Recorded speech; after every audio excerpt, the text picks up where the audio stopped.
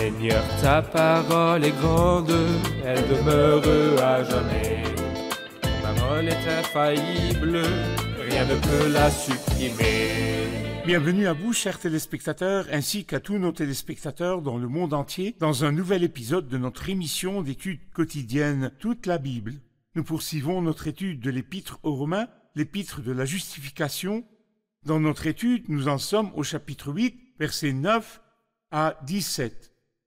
Permettez-moi tout d'abord d'accueillir notre invité, le serviteur du Seigneur, le frère Youssef Riyad. Bienvenue, frère Youssef. Merci beaucoup, frère Ryan. Bienvenue aussi à nos invités, honorés de vous avoir.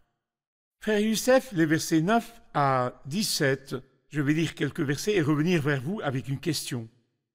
Quant à vous, vous n'êtes pas animés par votre nature propre, mais par l'Esprit, si du moins l'Esprit de Dieu habite en vous.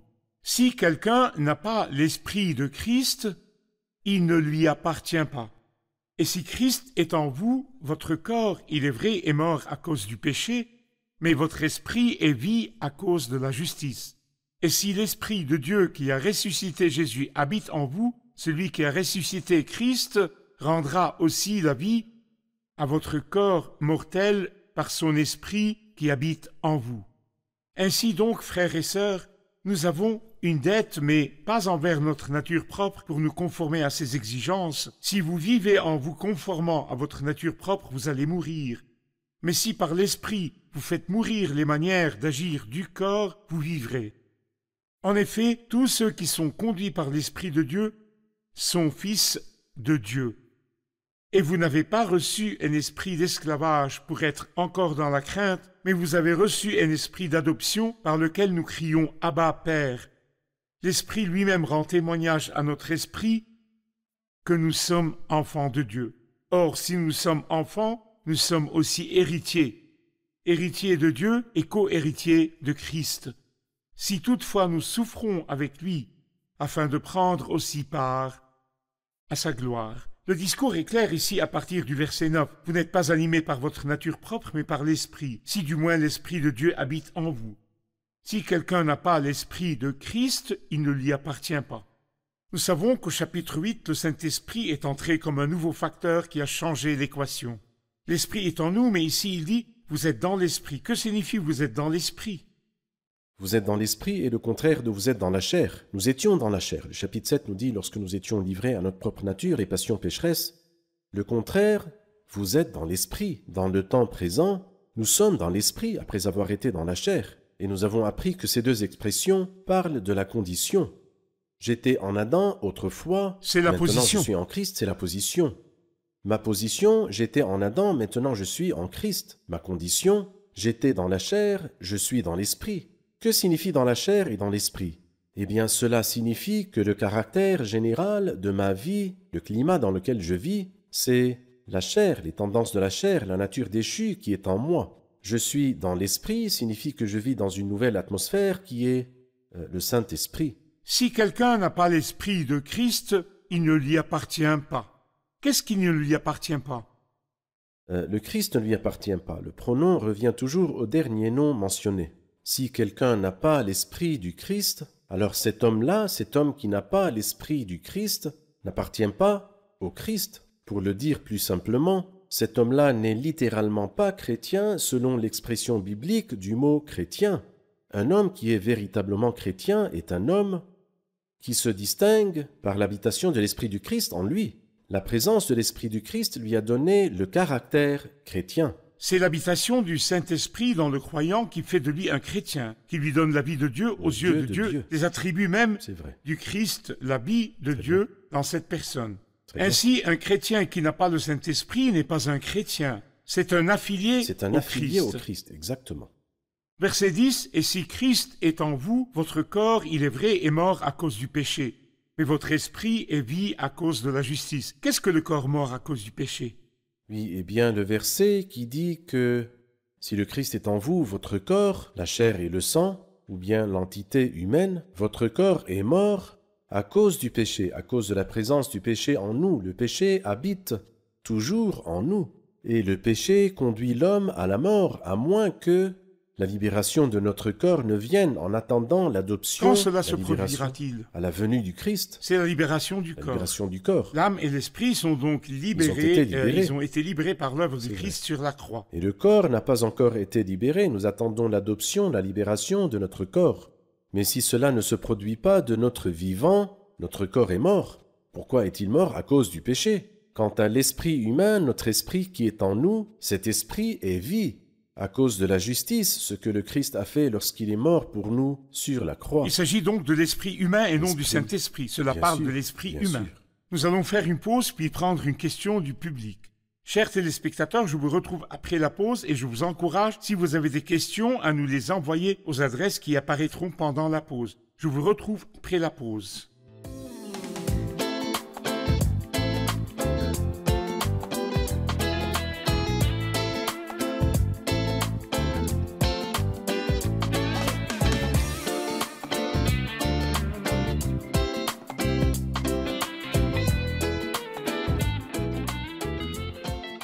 Nous revoici, chers téléspectateurs, pour prendre la question du public. Au verset 11, il dit « Et si l'esprit de celui qui a ressuscité Jésus habite en vous, celui qui a ressuscité Christ rendra aussi la vie à votre corps mortel par son esprit qui habite en vous. » Pourriez-vous nous expliquer ce verset? Veuillez nous l'expliquer, frère Youssef. Nous remarquons qu'il est dit 2 fois dans ce verset que l'Esprit Saint habite en nous. Quand on ajoute à cela ce qui est écrit au verset 9, « Quant à vous, vous n'êtes pas animés par votre nature propre, mais par l'Esprit, si du moins l'Esprit de Dieu habite en vous. » C'est une merveilleuse triade que le Saint-Esprit ne nous visite pas, mais plutôt habite en nous. Ici, dans le verset 12, il parle d'une des œuvres du Saint-Esprit qu'il accomplira pour nous. Et ici, lorsqu'il dit « Si l'Esprit de celui qui a ressuscité Jésus habite en vous », celui qui a ressuscité, le Christ, rendra aussi la vie à votre corps mortel. Je voudrais dire que le corps mortel n'est pas du tout le corps mort, mais le corps mortel est ce corps que vous voyez devant vos yeux. Sur le chemin de la mort. Il est sur le chemin de la mort, il est mortel. Il en dit dans 1 Corinthiens chapitre 15 que ce corps mortel revêt l'immortalité et que ce corps corruptible qui est entré Qui est dans la mort. tombe, qui est mort. C'est pourquoi il y a un poète arabe qui a dit « Celui qui a une âme est mortel, et le mort n'est que celui qui est porté au tombeau. » En d'autres termes, le mort est celui qui a rendu l'âme, mais le mortel est celui qui a une âme en lui. Alors vous et moi, nous sommes morts ou nous sommes mortels. Devons-nous rester dans la condition de porter la semence de la mort et entrer au ciel avec la chair et le sang contenant la semence de la mort? Non. Il rendra aussi la vie à votre corps mortel par son esprit qui habite en vous.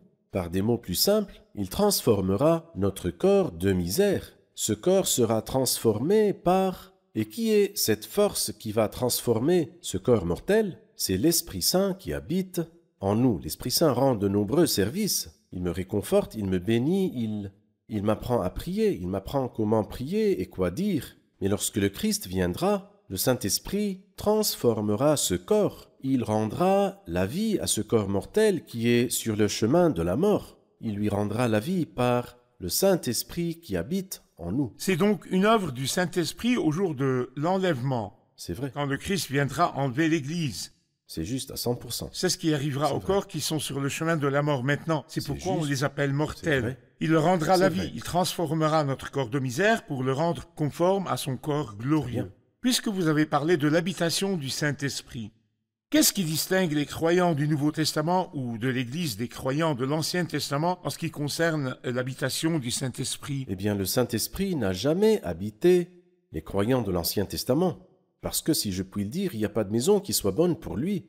Parce que la chair et le sang, notre corps n'est pas bon. Il faut que le sang vienne en premier avant l'huile, dans le symbole, dans le sens que le sang du Christ doit être appliqué à notre cœur et il sera pur.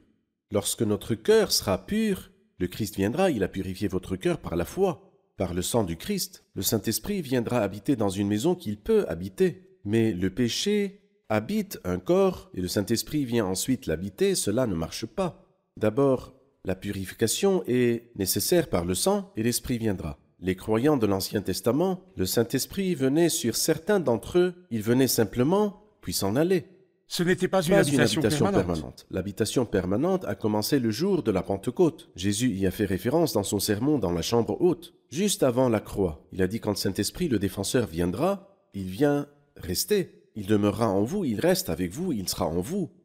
Il a conclu au versets 12 et 13. « Ainsi donc, frères et sœurs, nous avons une dette, mais pas envers notre nature propre pour nous conformer à ses exigences. Si vous vivez en vous conformant à votre nature propre, vous allez mourir, mais si par l'esprit vous faites mourir les manières d'agir du corps, vous vivrez. » Qu'est-ce que cela signifie? L'expression « nous avons une dette », en fait, nous ne sommes pas redevables à notre nature propre pour lui obéir. La relation qui nous liait à la nature propre, qui est le vieil homme, nous savons que notre vieil homme a été crucifié avec lui afin que le corps du péché soit réduit à l'impuissance. Il n'en est pas question. Je ne suis absolument pas redevable, mais est-ce que cela est possible? Oui. Si je vis par le Saint-Esprit et que le Saint-Esprit me permet de vivre dans son climat, dans son orbite, je vivrai effectivement dans cette atmosphère sacrée. Frère Youssef, excusez-moi car le discours de Romains 8 est un peu difficile. Nous venons de dire dans les 2 derniers versets que ce corps mortel, ou votre corps mortel, est la chair et le sang qui est sur le chemin de la mort. Oui. Ici, le corps ne parle pas de la chair et du sang, mais de la nature déchue qui est dans l'homme. Oui. Je vois que le mot corps revient souvent dans les chapitres 7 et 8. Parlez-nous des types du mot corps qui se trouvent dans ces 2 chapitres. En fait, il n'y a que 2 significations et nous devons les distinguer selon le contexte. Quand il dit par exemple « jamais personne n'a détesté son propre corps, au contraire il le nourrit et en prend soin », là il parle de la chair et du sang. Je ne fais pas mourir ce corps-là, au contraire, je le nourris et j'en prends soin. Cependant, la nature déchue qui, comme il l'a dit, la nature humaine tend vers la mort, la nature humaine tend à la révolte contre Dieu. Est-elle une bonne chose que je devrais nourrir et dont je devrais prendre soin? Bien sûr que non, et le corps ici est dans le sens de la nature corrompue et déchue. Nous le comprenons à partir du contexte. Lorsqu'il dit par exemple que le corps sera libéré un jour, est-ce que la nature déchue sera elle-même libérée? Bien sûr que non, mais la chair et le sang, exactement. Ici, lorsqu'il dit « si vous vivez en vous conformant à votre nature propre, vous allez mourir ». Ce corps est la nature déchue. Oui. Mais si par l'esprit vous faites mourir les manières d'agir du corps, vous vivrez. C'est une œuvre nouvelle parmi les œuvres du Saint-Esprit. Comment pouvons-nous par l'esprit faire mourir les manières d'agir du corps? En fait, quelqu'un a dit il y a un mode de vie qui mène à la mort, et il y a un mode de mortification qui mène à la vie. Relisons ce verset avec ce concept à l'esprit. Si vous vivez en vous conformant à votre nature propre, si c'est là le principe de votre conduite, le résultat ou la fin inévitable de celle-ci, vous allez mourir d'une mort éternelle. Si vous suivez ce chemin-là, je peux vous dire que ce chemin-là mène au Caire, et que ce chemin mène à Marsamatrou, et que ce chemin-là mène au Caire. Si vous prenez ce chemin, vous arriverez à Marsamatrou. Où voulez-vous aller? Vous voulez la mort? Si vous vivez en vous conformant à votre nature propre, vous allez mourir. Mais si, par l'esprit, vous faites mourir les manières d'agir du corps, alors cette mortification mène à la vie. Et comment la mortification s'accomplit-elle ici? Non pas par l'austérité ou bien par l'ascèse, mais par l'esprit. Je vis dans l'atmosphère de l'esprit. L'esprit m'occupe avec un nouveau cercle glorieux. Et à ce moment-là, je finis par ne pas satisfaire les désirs de la chair parce que je suis dans une sphère et un climat différents. Je suis responsable de cette mortification. Elle ne se produit pas passivement en moi quand je dors. Mais je ne la fais pas non plus par ma force physique, mais par l'esprit, je fais mourir les manières d'agir du corps. Je vis dans l'atmosphère de l'Esprit Saint et je trouve que les manières d'agir du corps sont mortes. Nous avons appris dans les versets précédents que parmi les œuvres du Saint-Esprit qui habitent en nous, il y a celle de rendre la vie à notre corps mortel qui est chair et sang et qui est sur le chemin de la mort, et c'est à la venue du Seigneur, et aussi que par l'Esprit nous faisons mourir les manières d'agir du corps. Verset 14, en effet, tous ceux qui sont conduits par l'Esprit de Dieu sont fils de Dieu. Quel est le rôle du Saint-Esprit ici dans la direction et la démonstration que nous sommes enfants de Dieu? En fait, dans le Nouveau Testament, comment recevons-nous les instructions de Dieu? Nous avons adopté un style qui correspond à la nature des adultes parce que justement nous ne sommes plus enfants mineurs dans la famille, nous sommes devenus des adultes. Les adultes ont un style de direction qui est différent de celui des mineurs. En fait, parfois nous envions le peuple d'Israël parce qu'ils avaient une merveilleuse direction, la nuée s'élevait et ils n'avaient qu'à suivre la nuée. Mais nous avons quelque chose de plus élevé, de plus sublime, pas une nuée à l'extérieur de nous, mais l'Esprit Saint en nous. Si vraiment nous ne l'attristons pas, Il va certainement nous conduire dans tous les domaines de la vie. C'est pourquoi il dit ceux qui sont conduits par l'Esprit de Dieu. Il n'a pas dit ceux-ci sont enfants de Dieu, les fils de Dieu. Et quelle est la différence? Une différence simple mais belle. C'est que le mot fils parle d'adulte perspicacité. Tandis qu'enfants de Dieu sont simplement les petits-enfants. Ils sont enfants de Dieu. Mais par contre, le fils est la personne adulte mûre qui est capable de discerner. C'est pourquoi la direction est liée à la majorité et à la perspicacité. Très bien. Cela prouve aussi, selon que le croyant laisse le Saint-Esprit diriger sa vie ou non, cela prouve qu'il est fils de Dieu. C'est une preuve très claire. Très bien. Nous allons faire une pause puis prendre une question du public. Chers téléspectateurs, je vous retrouve après la pause. Ne quittez pas.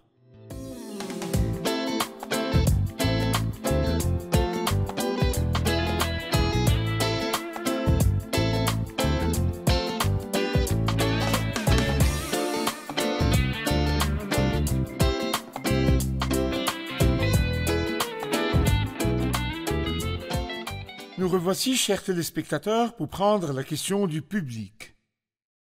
Au verset 15, il dit « Et vous n'avez pas reçu un esprit d'esclavage pour être encore dans la crainte, mais vous avez reçu un esprit d'adoption par lequel nous crions « Abba, Père ». Qu'est-ce que l'esprit d'adoption que nous avons reçu?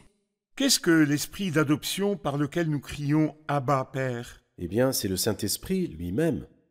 Là aussi, il oppose les croyants de l'Ancien Testament à ceux du Nouveau Testament.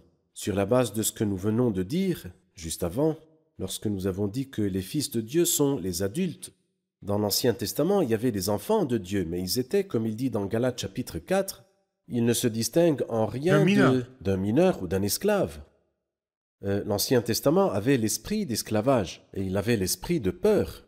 C'est-à-dire, rappelez-vous, lorsque Moïse était sur la montagne, nous lisons que Moïse lui-même a dit « Je suis épouvanté et tremblant de peur ». Moïse lui-même avait peur. Mais nous, dans le Nouveau Testament, nous n'avons pas reçu un esprit d'esclavage pour être encore dans la crainte, mais nous avons reçu un esprit d'adoption qui est le Saint-Esprit, par lequel nous crions « Abba, Père ». Alors maintenant, nous sommes en relation avec Dieu, la relation des fils avec leur Père. Quelle position élevée et sublime! Le Père, quoi qu'il arrive, ne terrifie pas ses enfants. Mais ce que je voudrais dire, c'est que l'homme qui est loin de Dieu est terrifié de Dieu. Il a peur de Dieu. Oui, il a peur.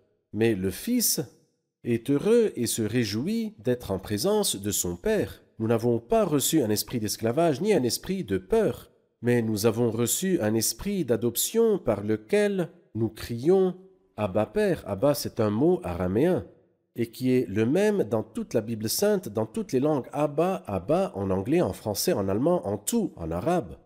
Et traduit après cela par Père, qui signifie... Que signifie le mot Abba en hébreu? Et bien sûr, l'hébreu, ou désolé, l'araméen et l'arabe sont très proches.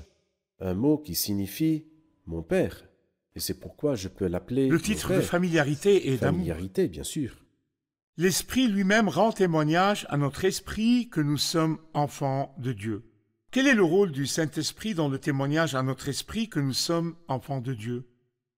En fait, le rôle du Saint-Esprit dans le témoignage en général se trouve par exemple dans la première épître de Jean 5, le Saint-Esprit rend témoignage. Dans Hébreux chapitre 10, le Saint-Esprit nous atteste. Dans Romains 8, pour la 3e fois, le Saint-Esprit rend témoignage. Ici, il rend témoignage à notre esprit ou, selon certaines traductions, il rend témoignage avec notre esprit. Le Saint-Esprit dit et notre esprit dit. Il rend témoignage avec notre esprit que nous sommes enfants de Dieu.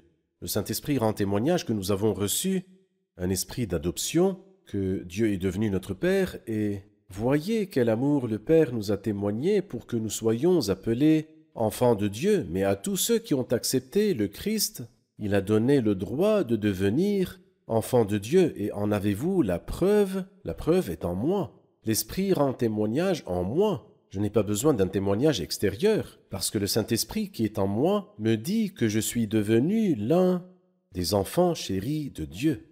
Lorsqu'il a dit que nous sommes fils de Dieu, il a parlé du don d'être dirigé par l'Esprit. Oui. Et vous avez dit que fils de Dieu est différent d'enfant de Dieu, que fils de Dieu parle d'adulte, dans la compréhension de la direction de l'Esprit. Mais ici, il dit que nous sommes enfants de Dieu, que notre source est Dieu, que nous appartenons à Dieu. C'est pourquoi il l'associe à l'héritage. Pourriez-vous commenter l'héritage au verset 17 ? Or, si nous sommes enfants, nous sommes aussi héritiers, héritiers de Dieu et co-héritiers de Christ. Qu'est-ce que l'héritage? Quelqu'un a dit que la première expression est merveilleuse, héritier de Dieu. Imaginez, imaginez. Voyez les limites de la richesse de Dieu. Que possède Dieu? Il possède l'univers entier. Et nous sommes devenus héritiers de Dieu, merveilleux. Mais ce qu'il dit ensuite n'est pas moins merveilleux et peut-être même plus merveilleux.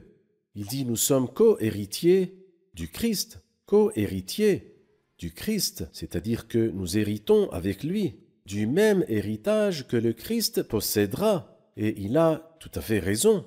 Il est devenu le nôtre parce que nous sommes devenus l'épouse du Christ, les membres du corps du Christ. Nous sommes héritiers de Dieu, donc toutes les richesses de Dieu sont devenues les nôtres.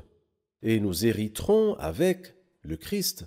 Il y a 2 versets que j'aime relier. Le premier est dans Hébreux 1 et le second dans Apocalypse 21. Hébreux 1 indique que Dieu a établi le Christ héritier de toutes choses. Apocalypse 21, le vainqueur recevra toutes choses. Donc le croyant victorieux, le vrai croyant qui est victorieux, hérite de tout. Et tous les croyants, les enfants de Dieu, sont victorieux. C'est vrai. En appartenant à Dieu et en acceptant le Christ comme le sauveur personnel. Exactement, nous sommes donc héritiers de Dieu et co-héritiers. C'est beau de parler d'héritage, mais oui, le reste du verset est peut-être un peu effrayant. Si c'était arrêté au mot héritier de Dieu et co-héritier de Christ, nous aurions dit « excellent ».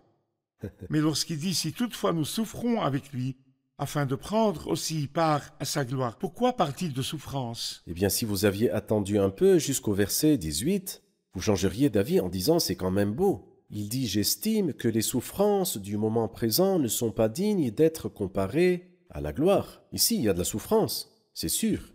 Et peut-être le temps ne nous permet pas d'expliquer pourquoi. Il y a de la souffrance ici, mais je peux dire que la souffrance n'a pas le dernier mot, est définitif, mais qu'après tout cela, il y a la gloire. J'estime que les souffrances du moment présent ne sont pas dignes d'être comparées à la gloire qui va être révélée pour nous. C'est pourquoi il dit « si toutefois nous souffrons avec lui afin de prendre aussi part à sa gloire. Souffrons-nous aussi parce que nous sommes enfants de Dieu, parce que la nature de Dieu est en nous? Eh bien, je pense que oui, et cette douleur n'est pas pour lui. Il y a une différence entre souffrir pour le Christ et souffrir avec le Christ. Et le fait d'appartenir à ce groupe que le monde déteste, comme il le dit dans 1 Jean 3, il dit « si le monde ne vous connaît pas, c'est qu'il ne l'a pas connu, lui ». Donc le monde ne connaît pas le Christ, il déteste le Christ. Nous nous attendons, tant que nous sommes avec le Christ, à souffrir avec lui. Mais ce n'est pas du tout la fin, mais il y a une gloire qui suivra. L'épisode se termine par la gloire. Si toutefois nous souffrons avec lui afin de prendre aussi part à sa gloire, alors nous parlerons de la gloire à venir dans le prochain épisode. Oui. Merci frère Youssef, que Dieu vous bénisse. Revoyons l'épisode avec nos invités. Amen. Que signifie le verset 9? Quant à vous, vous n'êtes pas animés par votre nature propre, mais par l'Esprit, si du moins l'Esprit de Dieu habite en vous.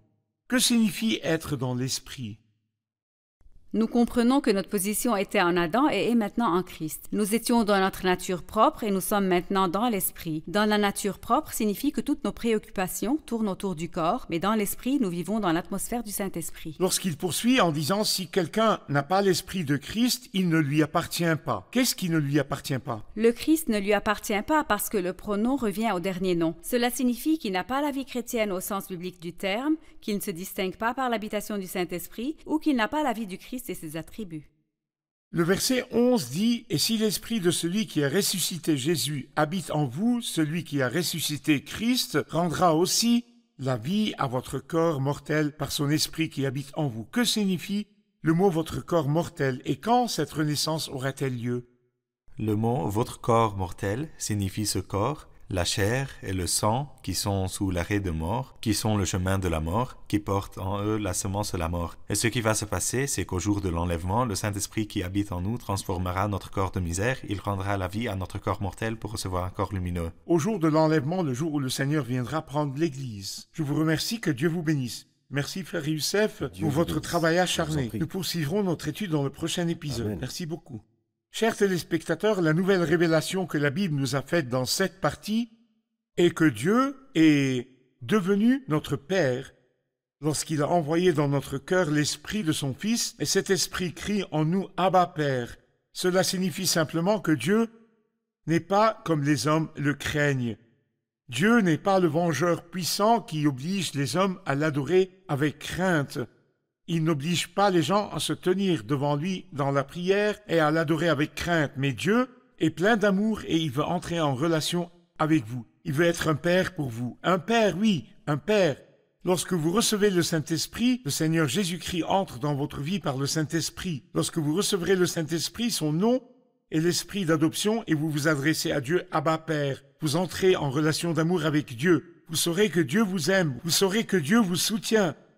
Vous saurez que Dieu le Père connaît vos besoins et y répond. Vous saurez que vous êtes de lui et que vous êtes à lui. Vous saurez entrer en relation avec lui. En priant, vous prierez avec amour. Vous aspirerez à vous mettre devant Dieu et de vous tenir entre ses mains. C'est l'adoration telle qu'elle est décrite dans la Bible. L'adoration de Dieu le Père, dans laquelle vous approchez du Père et non du Dieu tyrannique et juste qui attend d'infliger son châtiment et son jugement sur l'humanité.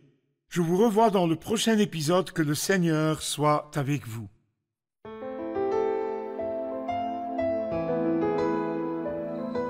Seigneur, ta parole est grande, elle demeure à jamais. Ta parole est infaillible, rien ne peut la supprimer.